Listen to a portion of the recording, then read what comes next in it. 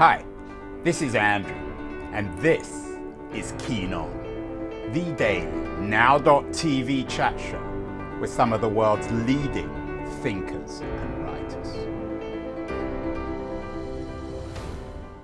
Hello, everybody. It's September the 11th, 2023. As always, I'm talking to you from San Francisco. Last week, I was in Munich for DLD Circular, a show about, or a conference, a forum, attempting to rethink the world economy, capitalism in terms of circularity. It's not entirely clear what that means, but lots of people have different takes. One of the people we had on the show was Ian Goldin, who teaches at Oxford at the business school there, talking about how to make the 21st century city the heart of a new circular economy. Goldin thought, I think, in terms of globalist terms. He seems to be a capitalist, but a global capitalist. Meanwhile, Sandrine Dixon de Clèves, the co-president of the Club de Rome, was talking about rethinking capitalism entirely, giving different values in terms of the environment. One wonders what will happen to capitalism in this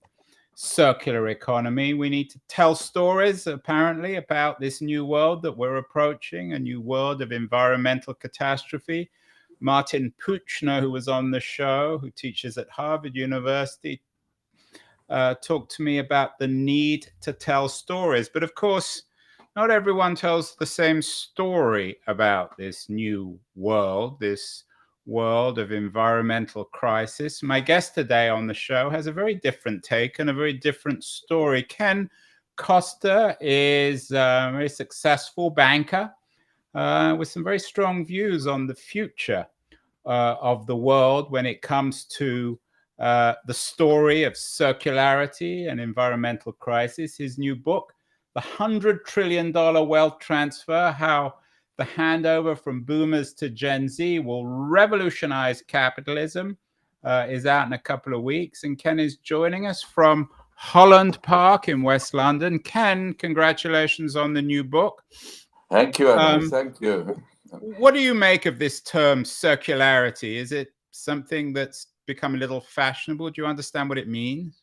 Well, I'm grappling with it. I mean, I know Ian Golden, and I'm sure that there is a very good, strong base for it. It is a different meaning to most people, but it does mean that there is a wider return that one would get from being more inclusive in the environment, in the way in which capitalism addresses the major issues that we are facing.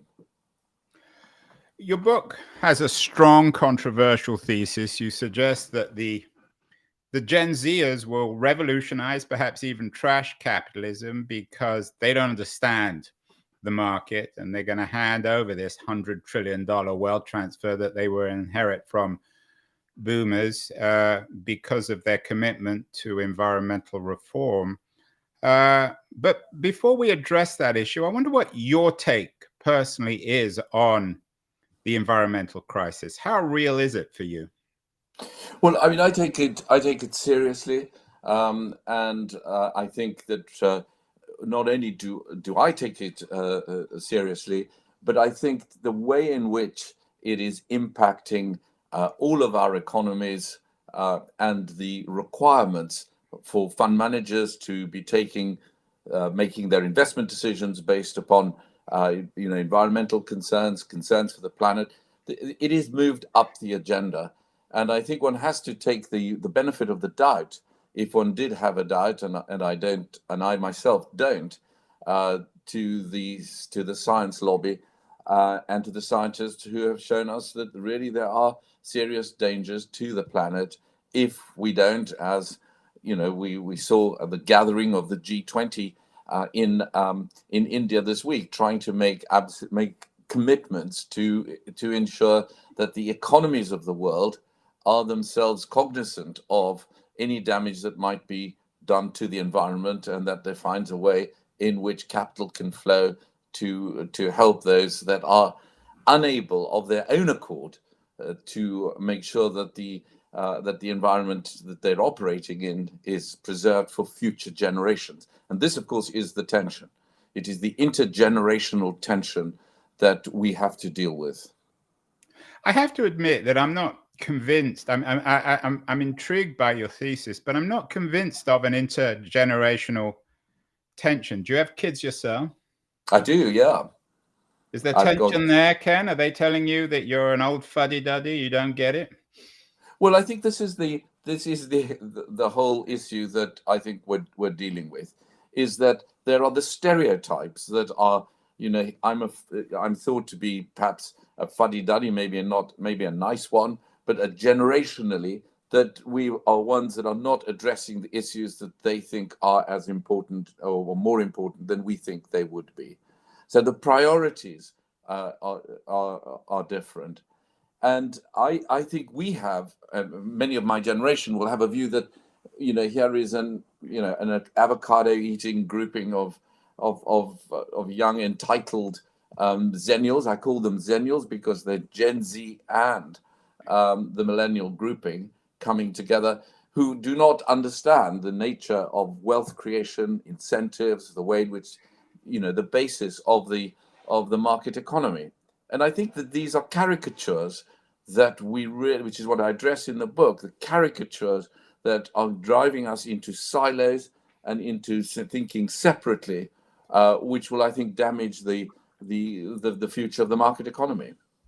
Ken, before we get to the generational transfer or the generational cultural differences, this $100 trillion wealth transfer, the boomers have acquired enormous assets. Is it mostly through real estate or pension funds? Where do you get to this $100 trillion number?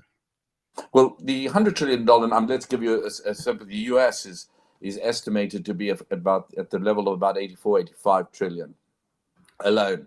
It's a number of factors. Firstly, it has been the low interest rate, asset inflation that we have seen over the last decades that has enabled the generation to build up real estate, to build up assets in terms of stocks and shares, and it has carried on. And that's why it is never before have we seen such an enormous amount moving from one generation to another. In previous generations, people die, of course, and hand over to the next generation. Even in the 19th century?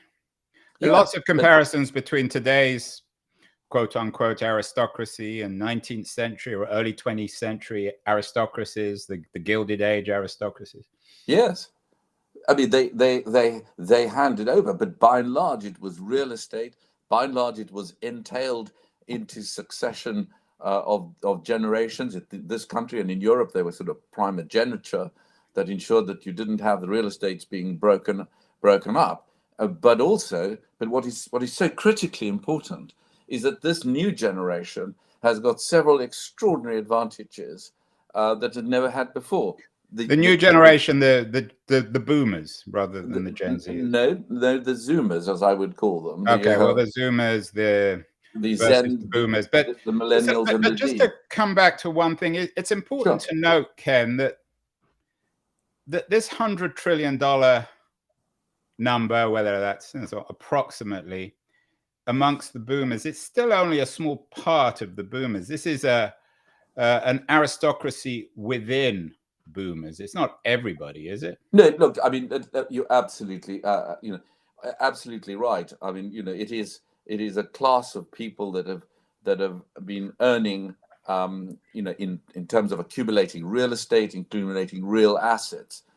But but the interesting thing is, even if you leave aside the very top, even in those where people have been earning not a great deal of money, there is still the inflation that has occurred in houses, for example, whereby families are being able to either downsize or move money into the hands of the next generation by helping them buying their homes or helping them out on the rent. But the point about it is that there is a major difference between this generation, the Zennials, as I call them, and any previous generation, for one very good and important reason, and that is that technology has changed dramatically, and therefore they become more enabled in technology, capable of holding very strong views in social media, strongly influential, and then will have the financial assets to be able to effect an agenda that they regard as being important, and which we, as the boomer generation, need to help in the understanding of how that capital is going to be deployed for the benefit So of. Ken, let's get this straight in terms of your thesis. Sure. You're not necessarily critical of the Zoomer desire to change the world, to save not. the world. So for you, absolutely, the thesis that a lot of this wealth transfer should be reinvested in clean tech or technology or businesses that can save the planet, for you, that's not necessarily a bad thing. Your critique of the Zoomers is that they don't get the market. Is that fair? I think my critique of, well, I've got two critiques of the boomers. It is not understanding, treating seriously enough, and engaging actively enough with an emerging generation's agenda for change, and particularly it's related to the environment, but also to issues relating to justice, race, equality. From the boomers' side of it, that is where the criticism comes from, as I would call it, the Zoomer side would look at this and say, look, you've had in your generation the fair share of the value in the world, and now it is time where we need to see what is going to be done with that capital to benefit all of mankind.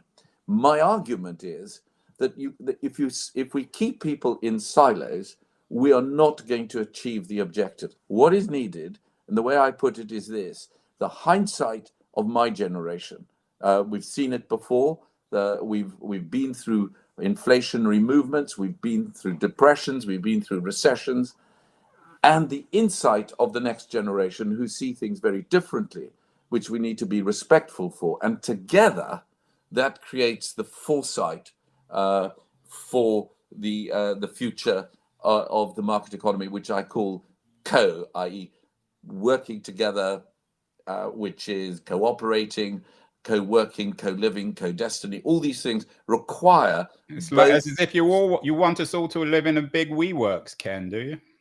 No, not in a big WeWorks, but an understanding that the contribution that can be made by one generation towards the other is a two-way street. Some of it is going to be in the new challenges, whether it's a WeWork and whether it's a sharing, and other of it is going to be a stringent activity from my generation of pointing out that unless you have an incentive-based system, you cannot achieve the objectives that the Xennial generation might want to achieve. So we have to preserve the basis of creating value, living on giving good incentives, and the importance of incentives, particularly at a time when we regard ownership as being critically important, and a new generation grows up saying ownership is not as central to their lives as they would be prepared to share things, whether it's Airbnb or being prepared to rent rather than to own. We are talking with Ken Costa, a very distinguished financial man, a man who ran some large banks and now has a thesis of his own, the $100 trillion transfer. He believes that we're in danger. We boomers are in danger of handing over all our money to Gen Zs, who will, Zoomers he calls them, who will maybe not just revolutionize capitalism, but actually ruin it. We're going to take a short break. I want to remind everyone, I'm a boomer, so I understand capitalism, at least according to Ken.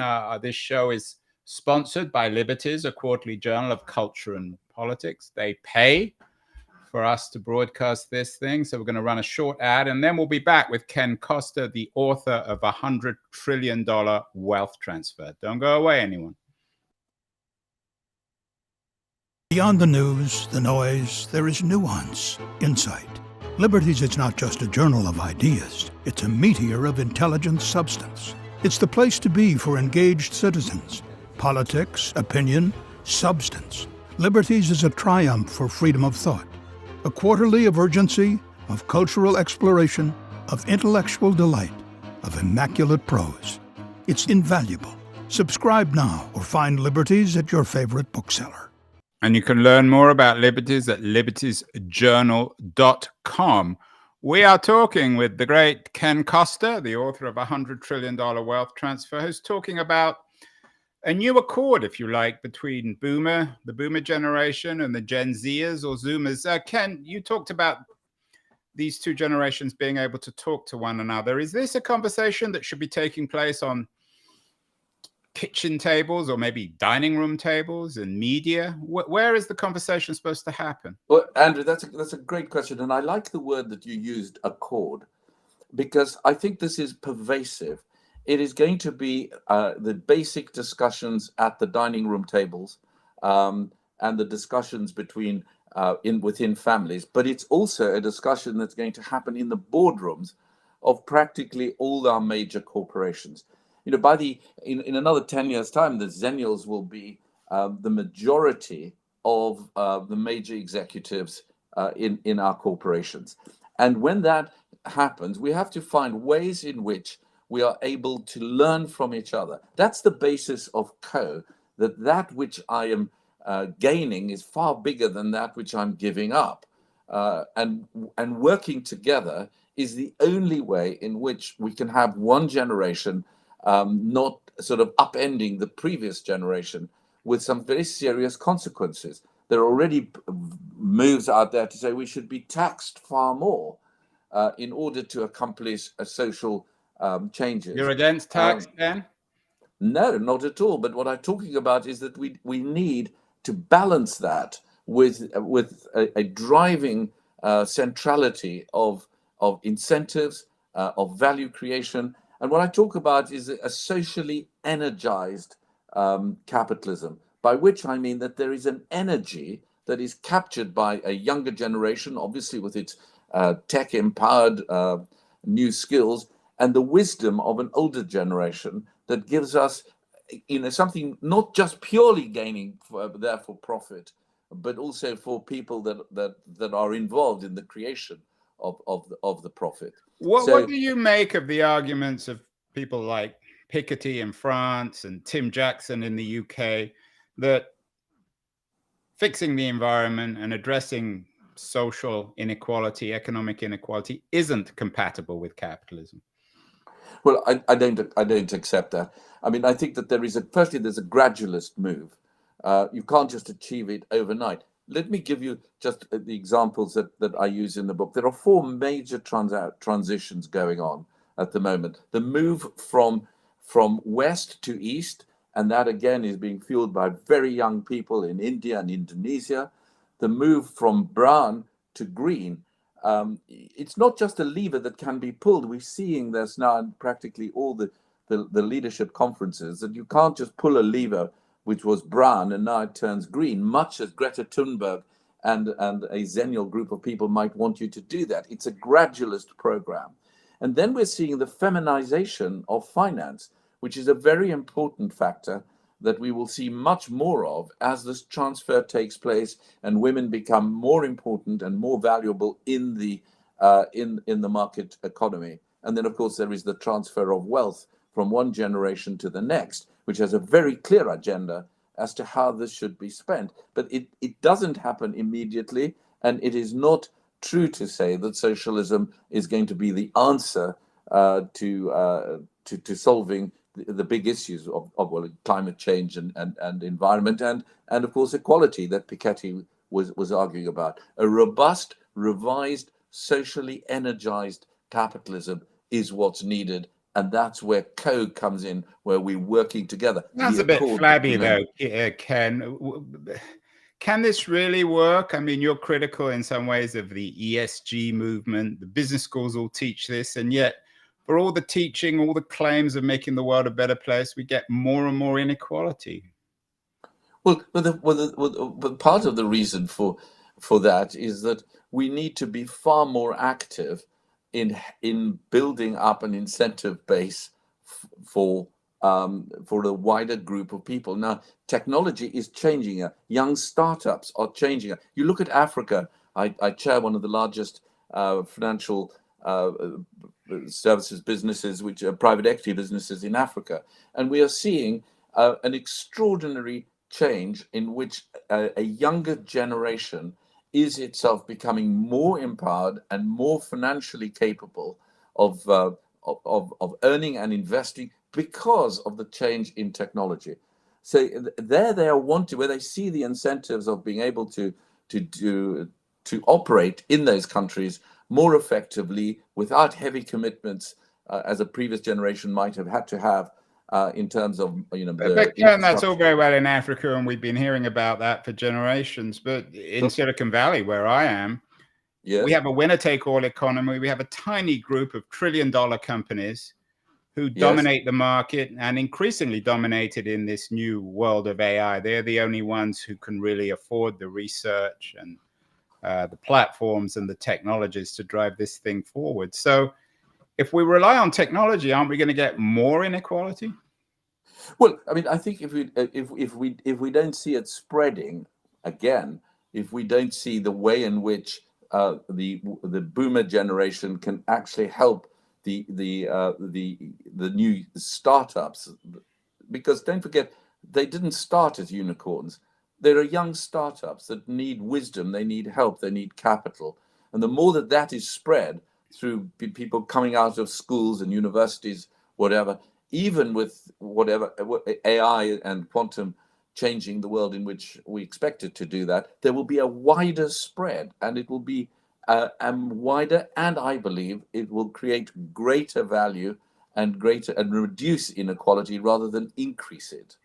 What about the political wrapping to this? In America, we have a gerontocracy, very, very old president who's even older in theory than I think he is in practice, a doddering old man. We have another doddering old man running against him. We have old women in the Democratic Party who won't resign.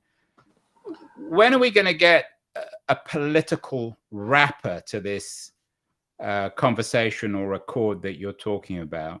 Isn't that the only way this thing is going to get fixed and addressed? And that's the problem, is that certainly in the West, political parties don't seem to be able to change fast enough to address the issues that you write about in your book.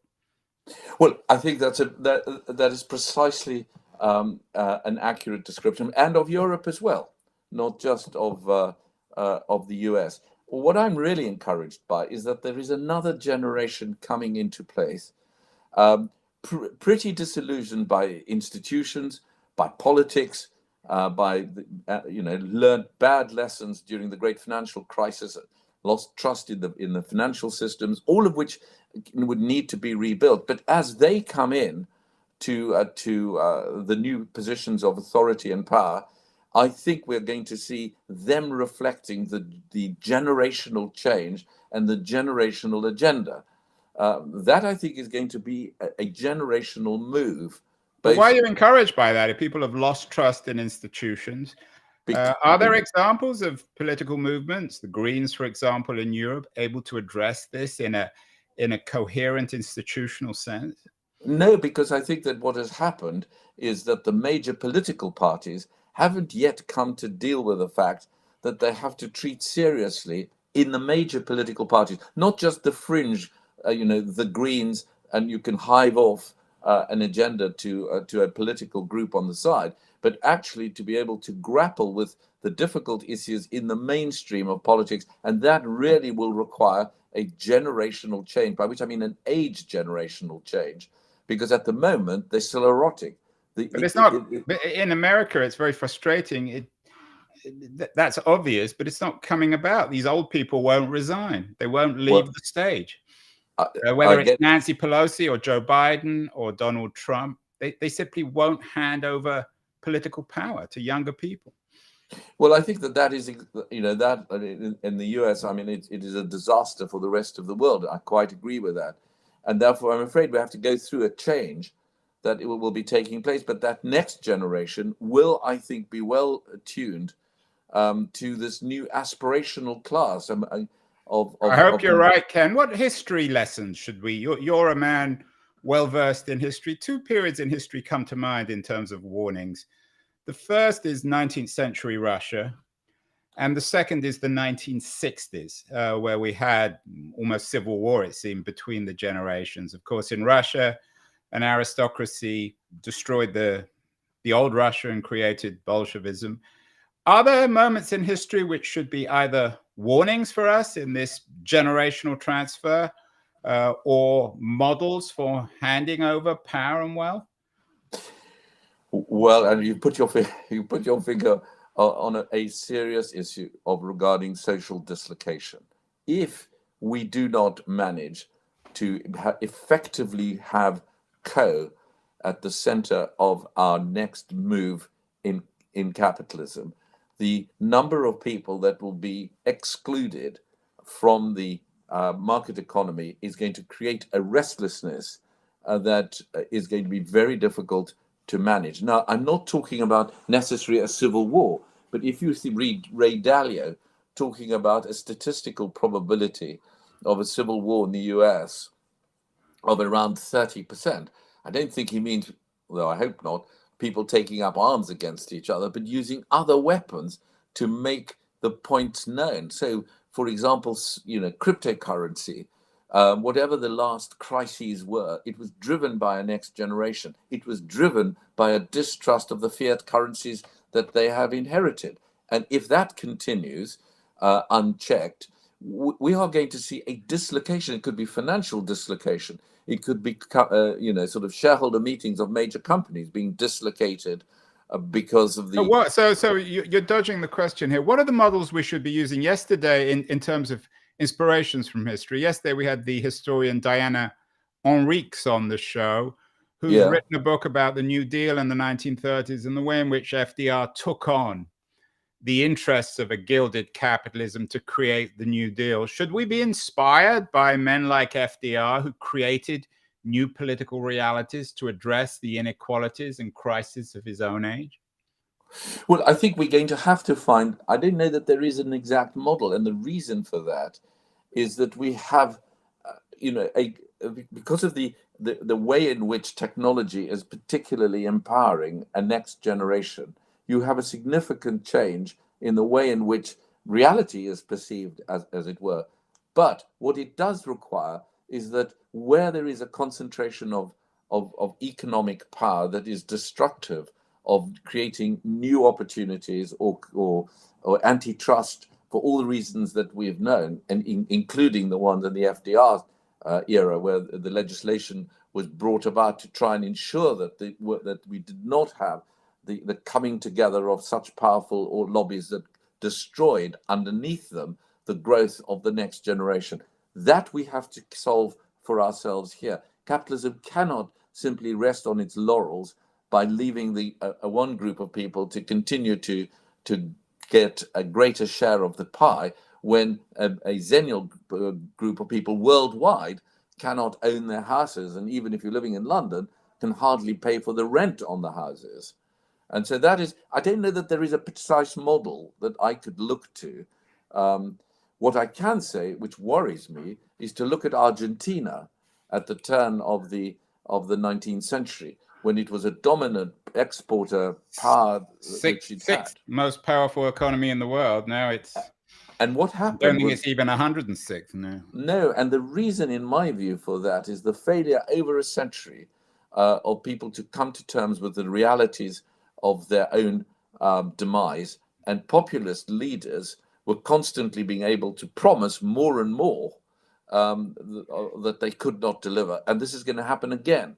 Now, the question there is, if an entitled group of people think they can continue to live like that, will Europe be the one that should take the real lesson from Argentina? That, I think, is the worrying piece. But again, I've got real faith in the next generation, in the Zoomers being able to create a new, vibrant, socially energized, and I operate the word energize as the operative word, capitalism. As I said, you understand capitalism very well, Ken. You rose to be chair of Lazard International. You were the UK's Prime Minister's special representative to Saudi Arabia between 2017 and 2022. So you know the world of capital, but you're also a man who's written extensively about your own faith. You've written a number of books about faith and religion. And when you go to your website, lots of stuff about strengthening faith in the world, for the world.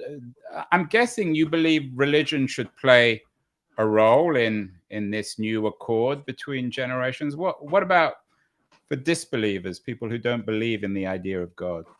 Well, I think that's absolute. I do believe that. And I like to say that I operate at the intersection of spirituality and spreadsheets.